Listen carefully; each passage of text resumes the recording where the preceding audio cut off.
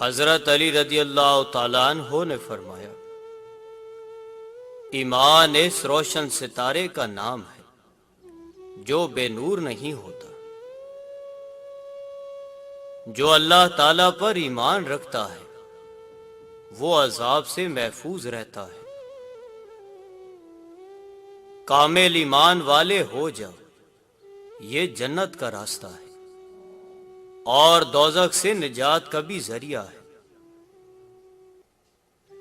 دین اسلام سیدھا راستہ ہے اور ایمان کے راستے روشن اور واضح ہیں۔ کسی کا احسان مت لو، کیونکہ مشکل وقت 4 دن کا اور احسان زندگی بھر کا ہوتا ہے۔ اللہ تعالیٰ سے ایمان کی سلامتی طلب کرو اور اپنی زندگیاں قرآن مجید کے مطابق بسر کرو۔